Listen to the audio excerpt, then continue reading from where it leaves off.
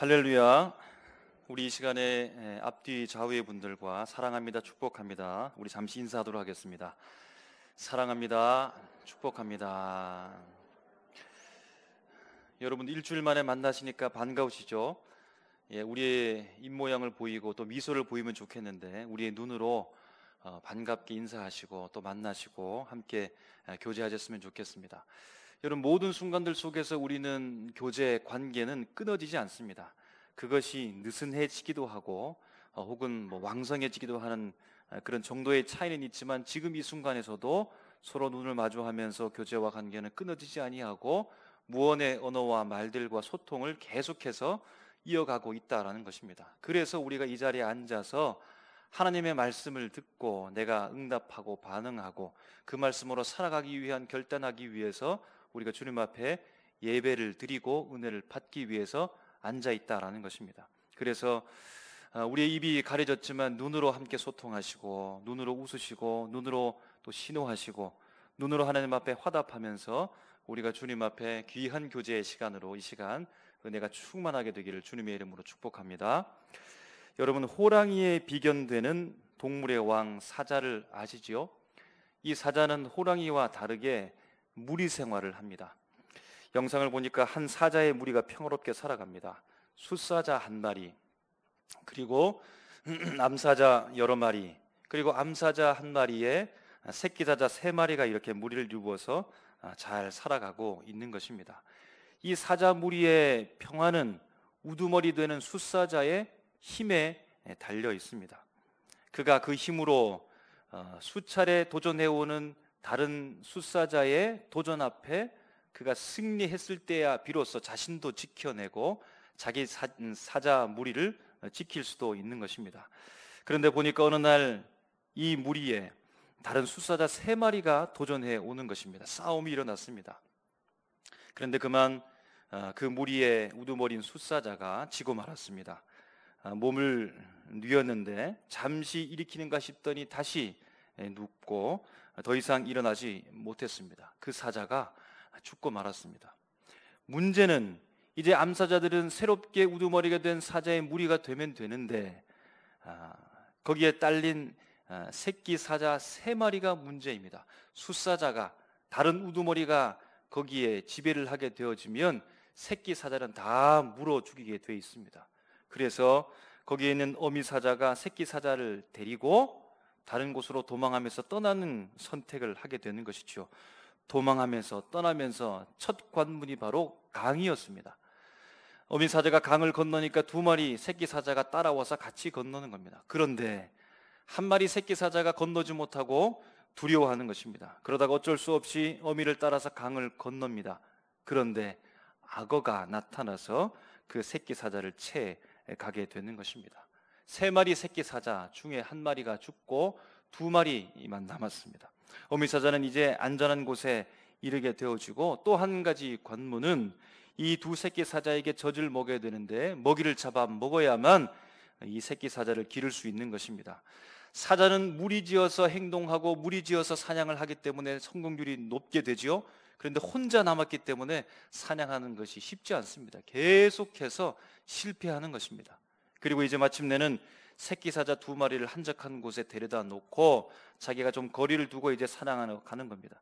그래도 실패하고 실패하는데 마침내 한 마리를 잡았습니다.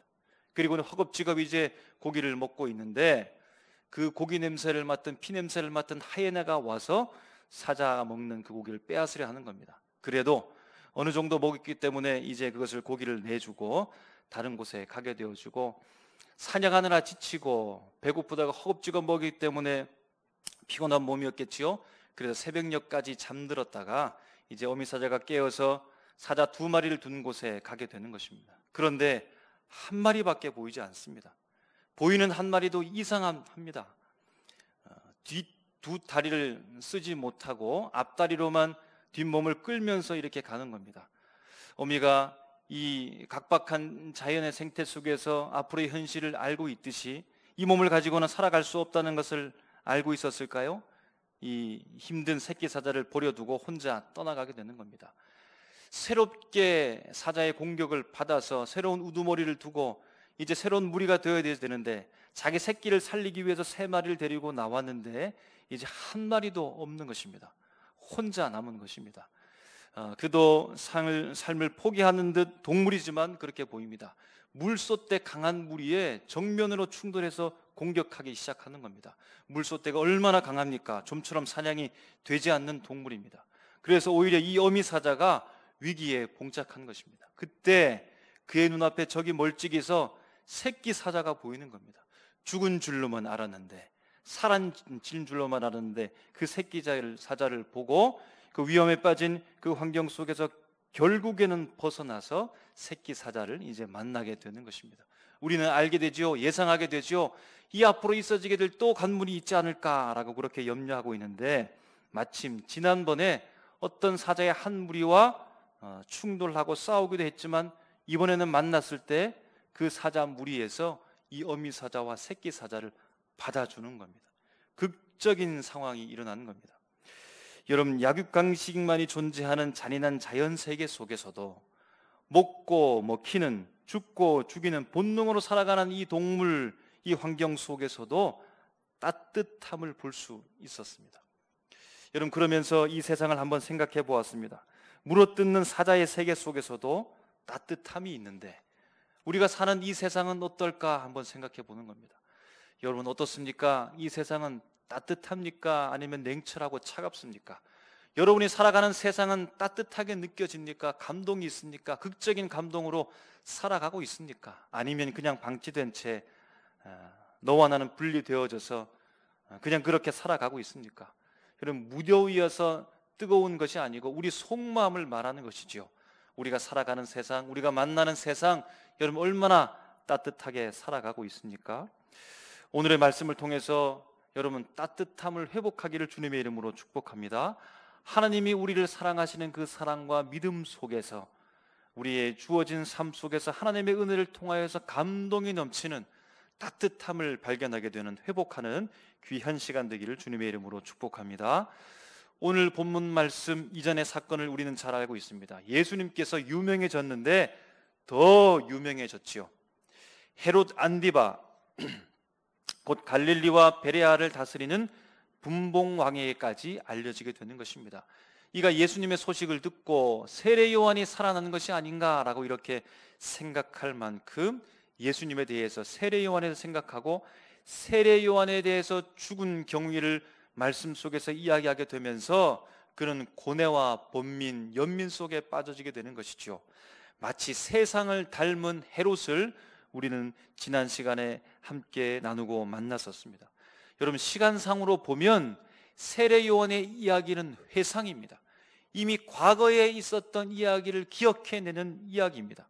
그래서 시간의 흐름상은 오늘 본문 이전의 상황은 예수님께서 고향 사람들로부터 배척받았던 그 사건, 그때 예수님께서 12명의 제자에게 권능을 주시고 그들을 둘씩 모든 촌으로 보내서 복음 전파, 선교 여행을 할 수 있도록 파송했던 그 사건 이후에 오늘 본문 말씀이 펼쳐지고 있다라는 것입니다. 둘씩 예수 그리스도의 권능을 받고 모든 촌으로 다니면서 선포되어진 복음을 증거했던 제자들이 이제 예수님께 돌아와서 선교 보고를 하는 겁니다. 아포스톨로이, 보냄을 받은 자, 그들을 일컬어서 사도라고 이렇게 성경은 말해주고 있는 것입니다. 그들이 파송되어서 증거했던 복음 선포, 그들이 행했던 모든 행적들에 대해서 예수님께 보고하는 것입니다. 제자들은 예수님의 말씀대로 이렇게 따르려고 했습니다. 한적한 곳에 가서 좀 쉬려고 했습니다. 그런데 수많은 사람들이 제자를 발견합니다. 예수님을 목도합니다. 그들이 배를 타고 가는데 배가 도착할 지점에 먼저 도보로 걸어가서 그 지점에 도착해서 그들을 기다리고 있는 것입니다. 수많은 무리들을 바라보시면서 예수님께서 그들에게 말씀을 선포하시고 가르치십니다. 그리고 우리가 잘 알고 있는 오병이어의 기적 사건이 일어나게 되죠. 예수님과 그리고 제자들, 그리고 그와 함께 있었던 수많은 무리들이 빈들에 있습니다. 그리고 날이 저물어 가고 있습니다. 여러분, 이 상황 속에서 아름다운 찬양이 기록되어졌는데, 만들어졌는데 여러분 알고 있습니까? 날이 저물어 갈 때, 빈들에서 걸을 때, 그때가 하나님의 때. 내 힘으로 안 될 때, 빈손으로 걸을 때, 내가 고백해 여호와 이래. 주가 일하시네 라고 하는 이 찬양의 고백이 오병이어 빈들에 있는 수많은 무리를 바라보시면서 이 상황을 통해서 아름다운 찬양을 여러분 만든 것입니다. 오병이어 곧 떡 5개와 물고기 2마리를 가지고 예수 그리스도께서 축사하실 때 본문의 상황은 전환됩니다. 그들이 분명 빈들에 있었는데 본문의 표현이 이렇게 바뀌죠. 푸른 잔디 위에 100명씩 50명씩 둘러앉게 해서 예수 그리스도께서 축사하신 그 떡과 물고기를 떼어서 제자들에게 주고, 제자들이 수많은 무리에게 나누어 주어서 그들이 어떻게 됐을까요? 배불리 먹고 남은 것을 거두니 12바구니가 되었더라. 그리고 거기서 떡을 먹었던 남자가 5,000명이었더라 라는 겁니다. 그래서 오병이어의 사건, 5,000명을 먹인 기적의 사건을 우리가 이렇게 기억하고 알고 있는 것입니다. 여러분, 남자만 5,000명이라고 했으니 물론 지금처럼 정확하게 숫자를 계산하고 세어서 세마는 법과 다르다고 할지라도 수많은 사람들, 5,000명 이상의 사람들이 오늘 예수님께 모여든 것입니다. 제자들을 보기 위해서 따라 나선 것입니다. 예수님의 말씀을 들었던 것입니다. 여러분, 지금으로 치면 아주 큰 행사와도 같은 것입니다. 5,000명 이상의 사람들을 모아놓고 말씀을 증거하고 그들에게 가르쳤던 이 놀라운 큰 행사를 한 것이지요. 여러분, 얼마나 힘들었겠습니까?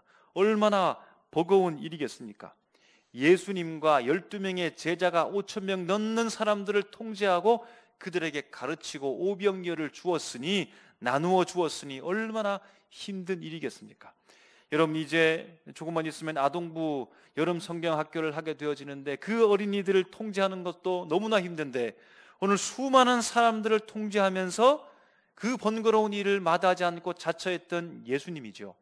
여러분, 오병이어의 놀라운 기적의 사건들을 5,000명 이상에게 나누어주는 이 큰 일, 일상의 평상시의 평범한 일이 아닌 특별한 일이, 기적적인 일이 오늘 본문 속에서 일어났다는 겁니다. 여러분, 왜 예수님께서 이 번거로운 일을 하신 것일까요? 왜 예수님께서 이 큰, 이 어려운 일, 이 힘든 일을 하신 것일까요? 왜 예수님께서 수많은 무리들에게 오병이어를 주어서 먹게 해야만 했을까요? 왜 수많은 무리들은 예수님께서 주시는 그 오병이어를 꼭 먹어야만 했을까요? 여러분, 좋은 방법이 있었습니다. 제자들도 대안을 말했습니다. 집으로 돌려보내도 되지 않겠습니까? 집으로 가게 되어지면 그 어두운 저녁 온 식구가 함께 모여서 함께 편안하게 식사를 먹으면서 그렇게 배를 불릴 수 있지 않겠습니까? 편안하게 그런 저녁을 맞이할 수 있지 않겠습니까? 제자들도 예수님도 음식 먹을 겨를 없이 바쁘게 힘든 상황에 놓여 있으면서 이 무리들을 아예 그냥 집으로 보낸다라고 한다면, 그리고 내일 오라고 해도 충분한 상황이었는데 말입니다. 마을로 가서 제자들의 의견처럼 그들 스스로가 먹을 것을 구해서 먹고 다시 돌아와서 예수님의 가르친 말씀을 드려도 아주 좋은 방법이 아니었겠습니까? 그런데 왜 예수님께서는 굳이 이 오병이어를 그들에게 먹였을까요? 오병이어, 아무것도 아닌 음식 같습니다. 떡 5개, 물고기 2마리, 여러분, 지금처럼 아주 호화스러운 그런 음식이 아니었겠죠. 그 당시에 우리가 생각해보면, 환경을 생각해보면 별 볼 일 없는 음식이었다라고 하는 사실을 알 수 있는 것입니다. 그 오병이어를 나누어 주는 사람도 그렇고 그 오병이어를 먹겠다라고 기다리는 사람도 그렇고 얼마나 분주하게 이 힘든 일을 하고 있는가라고 생각할 수 있는 것입니다.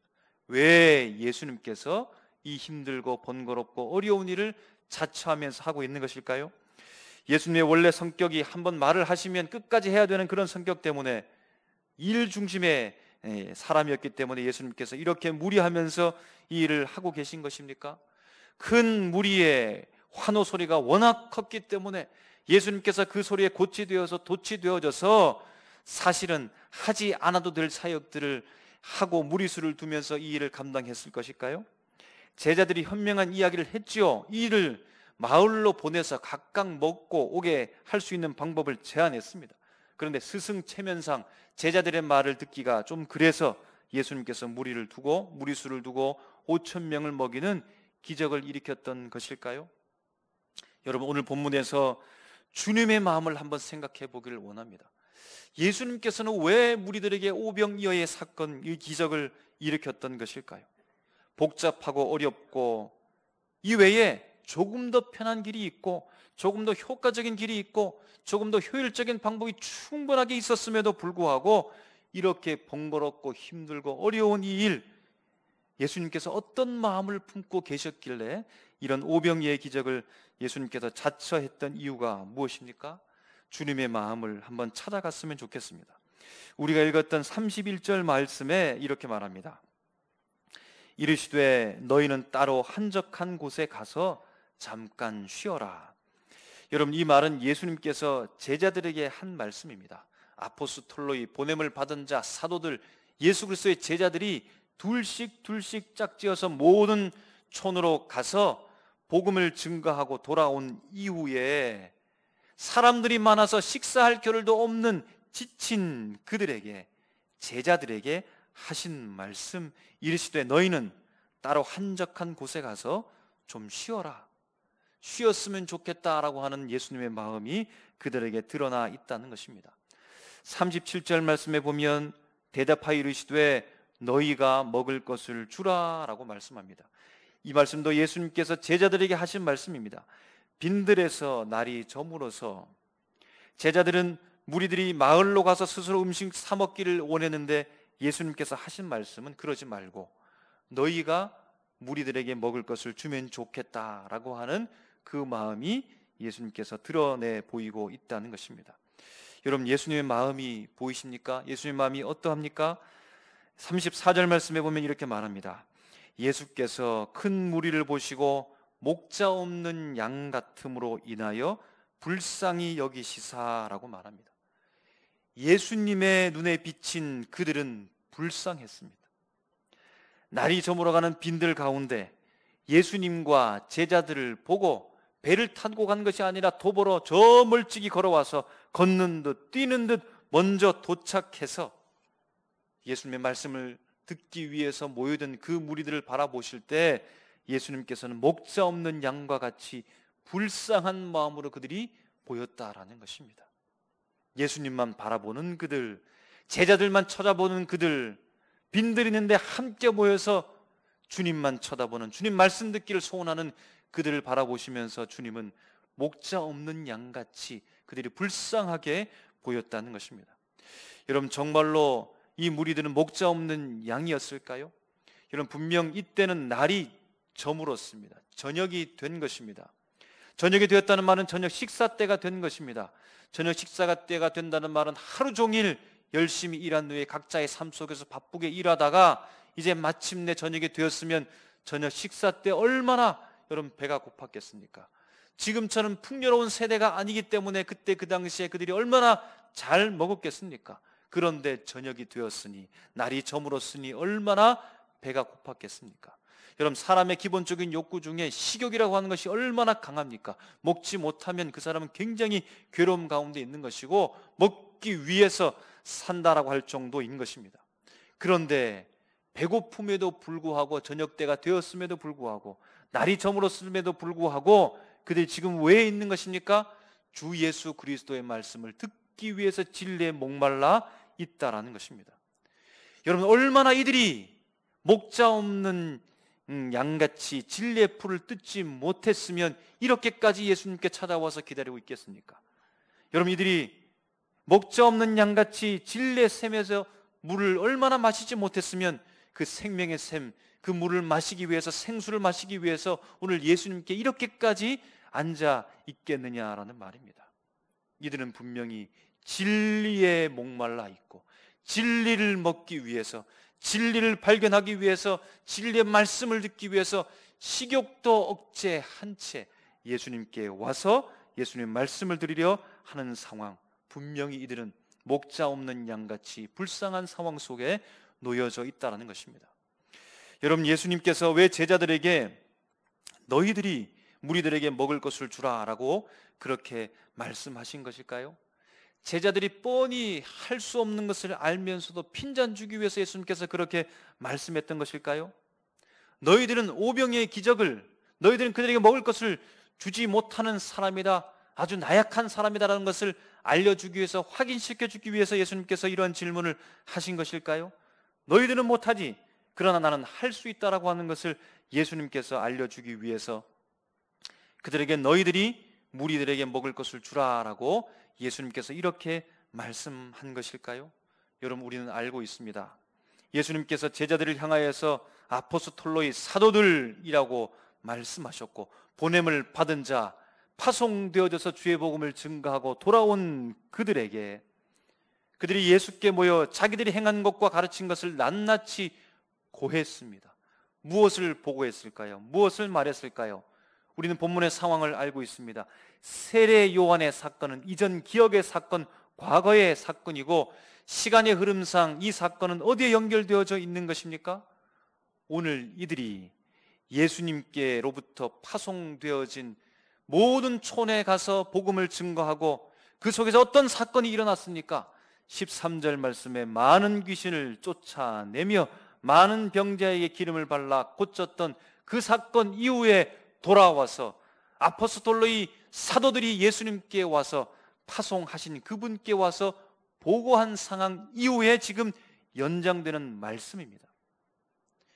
귀신의 압제 속에 놓여진 수많은 사람들에게 제자들이 예수의 그리스도의 권능을 받아서 귀신을 내어 쫓고, 병으로 고달프게 살고 있는 인생 속에 예수님의 권능을 받아서 병을 치유했던 그 사건 이후에 주님께 돌아온 그들에게 예수님이 하시는 말씀이, 그들을 마을로 그들 스스로 보내지 말고 너희들이 먹을 것을 주어라 라고 말씀하는 겁니다. 방금 전까지 귀신을 내어 쫓고 병자들을 고쳤던 제자들을 향하여, 권능이 철철 끌어넘치고 있는 제자들을 향하여 예수님께서 하신 말씀이 너희들이 먹을 것을 주라라는 말입니다. 여러분, 이것이 어찌 핀자는 줄을 말일까요? 너희들은 하지 못한다라고 하는 것을 확인시켜주는 말일까요? 너희들은 못하지만 나는 할 수 있다라고 하는 예수님께서 확인시켜주는 말이겠습니까? 귀신을 내어 쫓은 권능의 제자들에게, 병자를 방금 고쳤던 권능의 제자들에게 그러지 말고 너희들이 먹을 것을 주어라 라고 말씀하고 있다는 것입니다. 여러분, 이제는 상황이 바뀐 것 같습니다. 고향 땅에 있을 때 고향으로 또 배척을 받았던 예수님은 어떻게 했습니까? 소수의 병자만 고칠 뿐이었는데, 그때는 오히려 제자들이 예수님으로부터 권능을 받아서 귀신을 내어 쫓고 병자를 고치는 놀라운 능력을, 기적을 베풀었던 그 상황이었는데, 그런데 이제는 어떻게 되었습니까? 5천 명 이상의 수많은 사람들에게 오병이어의 기적을 베풀었던 사람은 예수 그리스도였습니다. 그런데 제자들은 하지 못하는 것입니다. 먹을 것을 공급해 주지 못하는 것입니다. 예수님께서 물었을 때 기어코 가져온 것이 오병이어 뿐이었다라는 것입니다. 여러분, 왜 예수님께서는 기적과 능력을 베푸시고 이제는 제자들은 아무것도 하지 못하는 사람이 되었을까요? 예수님께서는 무엇을 가지고 계시길래, 제자들은 무엇이 없기 때문에 이런 능력의 놀라운 일들을 하고 하지 못하는 극단적인 양갈래 속에 놓여 있는 이유가 무엇입니까? 아포스톨로이, 보냄을 받은 자, 이 제자들, 사도들이 모든 촌에 다니면서 사역하고 음식 먹을 겨를도 없이 피곤한 몸을 이끌고 예수 그리스도께 와서 보고한 이후에 주님께서 말씀하시지요. 너희는 따로 한적한 곳에 가서 잠깐 쉬어라. 날이 저물고 먹을 것이 없으며 배고파하는 무리에게 예수님께서 두루 촌으로 다녀서 그들을, 귀신을 내어 쫓고 병자를 고쳤던 이 제자들에게 너희가 먹을 것을 주라라고 하는 것입니다. 제자들은 어떻게 했습니까? 그들 스스로 마을로 가서 먹을 것을 구하고 그렇게 오도록 제안했는데, 예수님께서는 무엇을 말씀하고 있습니까? 그들을 스스로 보내지 말고 너희가 먹을 것을 주라라고 말씀해 주고 있는 것입니다. 그리고 마지막 말씀 34절을 말씀하시지요. 큰 무리를 보시고 그 목자 없는 양 같음으로 인하여 불쌍히 여기사. 주님께서 가졌던 마음이 무엇일까요? 제자들에게는 없었던 것이 무엇입니까? 예수님께서는 그 마음속에 품고 있었던 것은 무엇입니까? 무리를 향하여 예수님께서는 어떤 마음을 품고 계셨습니까? 목자 없는 양같이 그들이 불쌍하게 보였다는 것입니다. 그런데 제자들은 그들의 고통은 그들의 것이요, 그들의 배고픔은 그들이 해결할 것이요, 그들이 스스로 마을로 가서 먹고 오게 하십시오. 주님, 아니다. 너희가 그들에게 먹을 것을 주라라고 말씀하는 겁니다. 헬라어로 불쌍히 여긴다라는 말은 스플랑크니스테라는 말입니다. 스플랑크논이라는 말은 연민, 동정, 자비라는 뜻을 가지고 있습니다. 이 단어에서 스플랑크라는 말인데 이 말은 창자라는 말입니다. 여러분, 우리말에 이런 말을 들어보셔서 애가 탄다, 애간장이 녹는다, 애간장이 끊어질 정도로, 여러분 이렇게 말씀하는데 여기서 애라는 말이 창자라는 말입니다. 이 말씀을 불쌍히라는 말을 영어 성경에서는 이렇게 번역합니다. compassion이라는 말입니다. 패션은 고통이요, 컴은 함께하다라고 하는 뜻을 가지고 있는 것입니다. 예수님과 제자들의 다른 점은 그들을 향하여 긍휼의 마음, 불쌍히 여기는 마음을 가진 것과 그렇지 않은 것에 있는 것입니다. 예수님께서 무리들을 바라보실 때 목자 없는 양같이 예수님만 바라보는, 그들이 배고파서 저녁때가 되었음에도 불구하고 집에 돌아가지 않고 주의 말씀을 듣겠노라고 진리에 목말라 하고 있는 목자 없는 양같이 예수님을 바라보고 있는 그 눈을 바라보시면서 무리들을 향한 창자가 끊어지듯 불쌍히 여기는 마음, 고통 속에 그 불쌍히 여기는 마음, 긍휼의 마음을 가지고 예수 그리스도께서 그들을 바라보고 계셨다라는 것입니다. 여러분, 그러므로 긍휼의 마음이 기적을 이루어낸 것입니다. 불쌍히 여기는 마음이 생명의 놀라운 역사를 이루어낸 것입니다. 그들이 불쌍하다, 목자 없는 양같이 애끓는 마음이 창자가 끊어진 것 같은 그 컴패션의 마음을 가지고 그들을 바라보게 되어질 때 놀라운 기적의 오병이어의 역사가 일어나게 되었다라는 사실입니다. 어린이 후원단체인 여러분, 컴패션 들어보셨을 것입니다. 연예인들도 많이 후원하고 봉사하는 단체입니다. 스완슨이라는 목사님이 한국전쟁 이후에 버려진 듯 살아가는 어린이들이 추위와 배고픔에 죽어가는 모습을 목격하게 됩니다. 그리고 1952년 스완슨 목사님이 컴패션을 설립한 것입니다. 한국 어린이를 돕기 위해서 그 단체를 설립하고, 한국 이름이 어떤 나라인지도 알지 못한 채 그 속에 살고 있는 어린이 누구인지도 알지 못한 채 있는 그 아이들을 살려달라고 호소를 시작한 것입니다. 그 소식을 듣고 한국 어린이들을 살리기 위해서 미국 전역에서 수많은 생명의 손길들이 더해지기 시작한 것입니다. 그 누구도 받아주지 않았던 전쟁 고아들을 1대1로 결혼시켜서 후원하기 시작한 것입니다. 1977년 왈리 에릭슨이라고 하는 당시 국제 컴패션 총재의 말입니다. 물질적 도움뿐만 아니라 후원자와 맺어진 관계는 어린이들에게 놀라운 의미가 됩니다라는 것입니다. 컴패션을 소개하면서도 이런 멘트가 흘러나옵니다. 한국의 어린이들을 위해 함께 아파하는 마음으로 시작했던 컴패션, 긍휼의 마음으로 시작했던 그 일, 함께 아파하는 그 마음으로 그 일이 시작되었다라는 것입니다. 후원을 받는 어린이 중에 한 명이 후원자에게 이런 편지를 썼다고 합니다. 후원자님, 제가 엄마, 아빠라고 불러도 괜찮으시겠어요? 고아로 남았던 그에게 기적이 일어난 것이지요. 엄마가 생긴 것이고 고아인 그에게 아빠가 생긴 것입니다. 한 사람의 긍휼의 마음, 같이 아파하는 그 마음을 통하여서 수많은 어린 영혼들이 새 생명을 얻게 되어지고 미래가 있는 삶으로, 구원의 삶으로 기적이 바로 그들에게 일어나게 되었다라는 것입니다. 여러분, 우리가 이 땅을 살아가는 것 기적입니다. 우리가 복을 누리며 살아가는 것 기적입니다. 우리가 일용할 양식을 먹고 살아가는 것 기적입니다. 우리가 구원받은 것 기적입니다.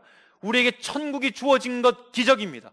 우리가 하나님의 자녀가 된 것 기적입니다. 우리가 함께 주의 몸 된 공동체로 삼일교회 성도로 모인 것 기적입니다. 우리가 지금 호흡하고 숨쉬고 있는 것 자체가 기적입니다. 주의 말씀을 들을 수 있는 것 기적이요, 예배 드릴 수 있는 것 기적이요, 함께 만날 수 있는 것 기적이요, 눈으로도 마주칠 수 있는 것 기적입니다.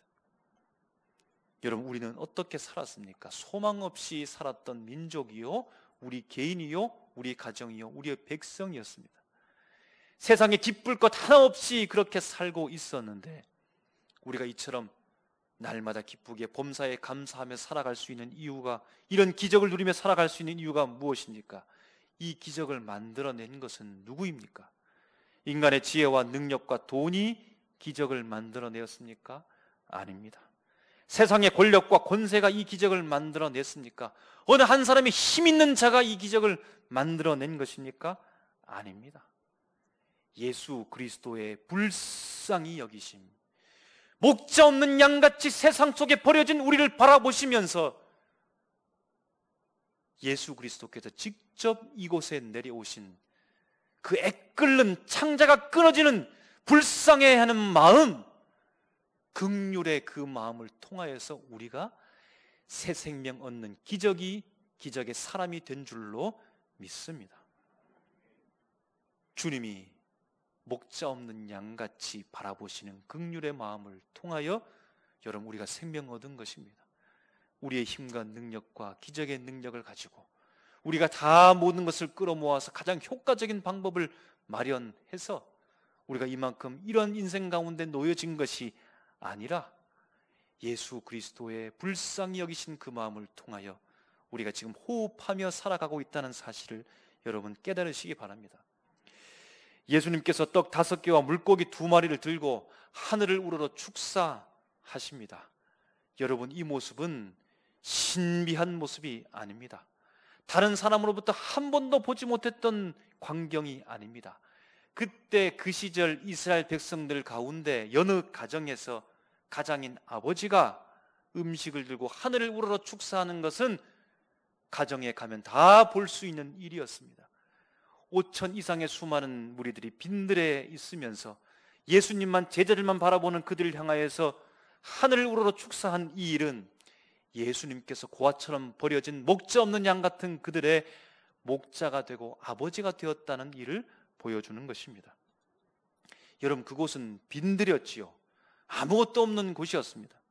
그런데 예수님께서 하늘을 우러러 축사하시고 날이 저물어가는, 어두워져가는 적막한 그 땅 가운데 주님께서 오병이어를 들고 그들에게 나눠주면서 본문에서 말씀하십니다. 푸른 잔디에 50명씩 100명씩 앉아서 주님께로부터 공급되어진 그 오병이어를 먹었던 것입니다. 여러분, 빈들이 푸른 잔디로 변한 것입니다.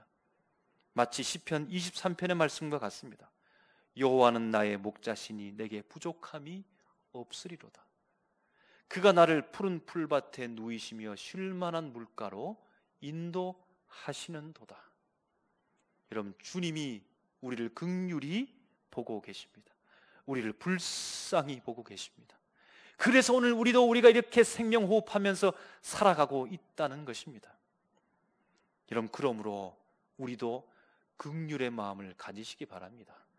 비판과 불평과 원망과 불신으로 가득 채우지 말고, 물론 우리 속에 답답한 것들이 넘쳐난다 할지라도 세상을 바라보시면서 예수 그리스도께서 빈들에 찾아온 그 무리를 바라보시고 목자 없는 양같이 버려진 그들에게 불쌍한 마음을 품고 긍휼의 마음을 베풀었던 것처럼 목자 없는 세상을 바라보시면서 여러분, 긍휼의 마음으로 바라보시기 바랍니다. 아직 예수를 알지 못하는 수많은 사람들을 바라보시면서 여러분 마음 가운데 불쌍한 마음으로 바라보시기 바랍니다. 여러분, 컴패션, 그 고통에 내가 참여하게 되어질 때에 제자들은 그들의 고통은, 그들의 배고픔은 그들이 알아서 할 것이라고 말했지만 주 예수 그리스도께서는 너희가 먹을 것을 주라 라고 말했던 것처럼 그 고통에 함께 동참하게 되어질 때, 그 고통을 함께 나누게 되어질 때에 오병이어의 기적이 일어났던 것처럼 오늘 우리는 부족하고 연약하지만 어떤 좋은 방법을 알 수는 없지만 그런 이 세대의 고통 가운데 우리가 불쌍히 여기는 마음을 가지게 되어질 때, 우리 교회가 긍휼의 마음을 가지고 세상을 바라보게 되어질 때에, 그들의 고통에 대해 뛰어들 때에, 그들의 고통에 참여하게 되어질 때에 오병이어의 놀라운 기적의 역사가 일어나게 될 줄로 믿습니다. 불쌍히 여기는 마음, 긍휼히 여기는 마음을 가지고 살게 됨으로 말미암아 하루하루 숨지는 순간들 속에서 하나님의 놀라운 기적을 이루어내는 하나님의 사람 한 명 한 명 다 되시고 우리 교회가 되기를 주님의 이름으로 축복합니다. 기도하겠습니다.